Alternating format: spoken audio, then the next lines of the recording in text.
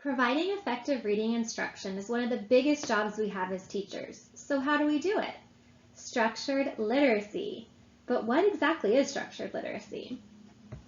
Structured literacy is a compilation of research showing the most effective approaches to reading instruction. It includes evidence-based elements as well as evidence-based teaching principles. And together, those provide students with effective reading instruction. Before we get started, we're going to look at the different terminology used in structured literacy. So when we talk about structured literacy, we look at phonology, sound symbol association, syllables, morphology, syntax, and semantics. Together, those are the elements provided in structured literacy. The principles that guide how structured literacy elements are taught include systematic and cumulative, explicit, and diagnostic. And this is really the backbone of structured literacy, how the elements work together. This is the magic behind it all. So the first element is phonology, and this is the study of sounds spanning from the phonological awareness of counting syllables and recognizing rhymes, all the way to advanced phoneme manipulation. Becoming consciously aware of the individual speech sounds that make up a word is a critical foundation for students to learn and read and spell. A phoneme is the smallest unit of speech that can change the meaning of a word. For example, the different vowel phonemes in mist, mast, must, and most create different words. Phoneme awareness is an essential foundation for reading and writing with an alphabet. In an alphabetic writing system like English, letters and letter combinations represent phonemes. Decoding print is possible only if the reader can map print to speech efficiently. Therefore, the elements of speech must be clearly and consciously identified in the reader's mind. The next element is sound symbol association, and this is really looking at mapping phonemes to graphemes.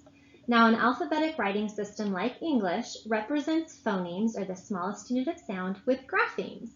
Graphemes are letters and letter combinations that represent phonemes in print. So think of the sound k. There are many graphemes that represent that sound, including C, K, and CK.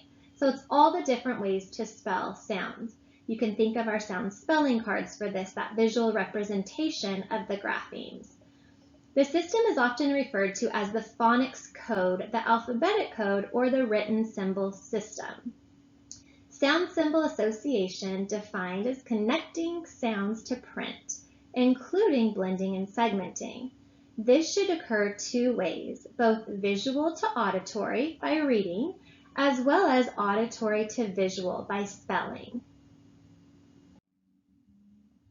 Another element that we need to explicitly teach are syllables, or syllabication.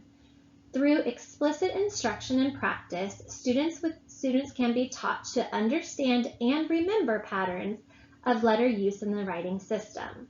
For example, some spellings for consonant sounds such as CK, TCH, and DGE are used only after short vowels. So really knowing those patterns and recognizing those within words. It's also important to note that we need to explicitly teach students that there are 6 basic types of written syllables: closed, open, vowel consonant E, vowel team, vowel R combinations, and the final consonant LE pattern. Recognizing these written syllable patterns help a reader divide longer words into readable chunks. It also helps in understanding spelling conventions such as doubling of consonants. Students begin reading these 2-syllable words as soon as they learn inflectional endings. Morphology is another element that is part of structured literacy, and this can be defined as the study of the smallest unit of meaning. Morphemes include prefixes, roots, base words, and suffixes. These meaningful units are often spelled consistently even though the pronunciation changes as they are combined into words. So think of define or definition. You can see how the pronunciation changes, but the spelling stays the same. Nation or national, restore or restoration. Recognizing morphemes helps students figure out and remember the meaning of new words. In addition, knowledge in morphology is an aid for remembering spellings such as at, tract, iv, and express it. So you can really think about the different parts of a word, the different chunks, the morphology of each word. And of course, the amount of time spent within a lesson shifts as students grow older. So you're not going to see a lot of this in kindergarten, but as students get older, definitely in first and second grade, you'll start with more morphology.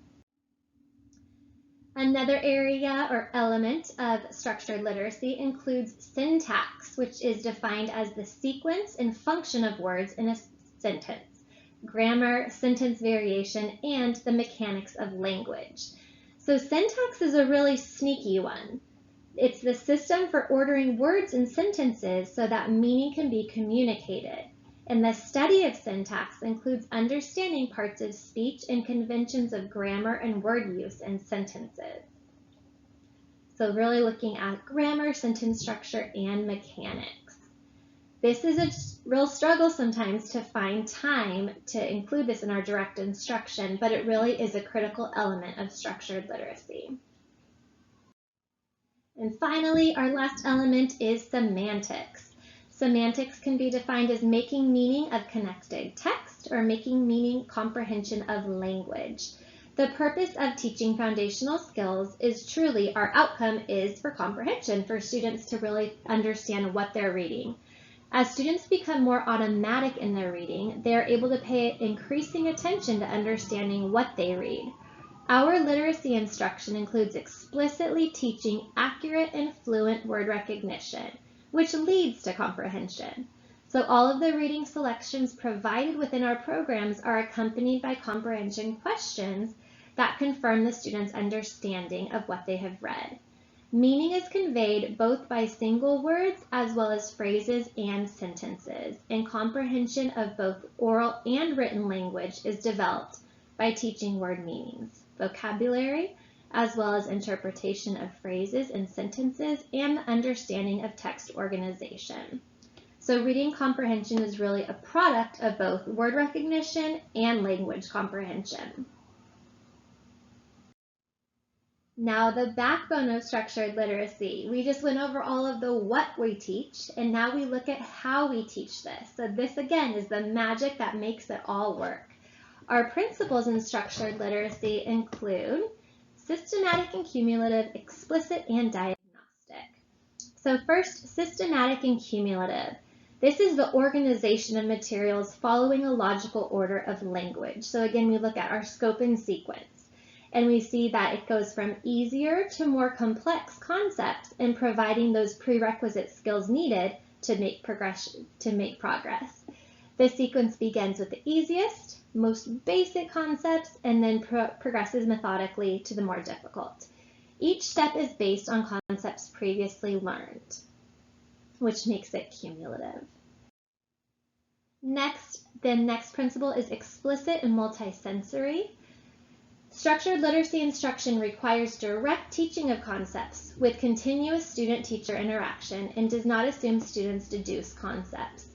So while there are concepts and activities that students can notice and wonder about, drawing conclusions and discovering patterns on their own, extensive research over many decades has shown that explicit instruction of these elements is critical for a large percentage of readers.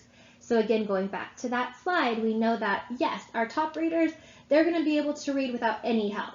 But we're really looking at the bulk of our students who really need that explicit instruction. So this looks at teacher-directed. The teacher models then provides opportunities for guided and independent practice with repetition and corrective feedback. And then we look at multisensory. And again, this can look very different. This can look like writing in the air. It can look like speaking verbally, hearing it, so you have that auditory and verbal connection, as well as kinesthetic or motor modalities for enhancing memory. And finally, diagnostic and responsive. Responsiveness is everything. All the elements are useless if they're not provided in a diagnostic and responsive manner. This is the art of teaching.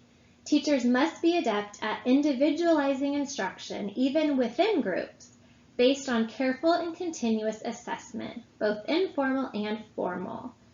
So don't make the mistake of believing that an explicit program is not responsive. That's the role and the magic of us as teachers. Positive, purposeful feedback and tailored practice opportunities. So when we put together these evidence-based elements and the evidence-based teaching principles, we get structured literacy, which is the effective reading instruction that all kids need.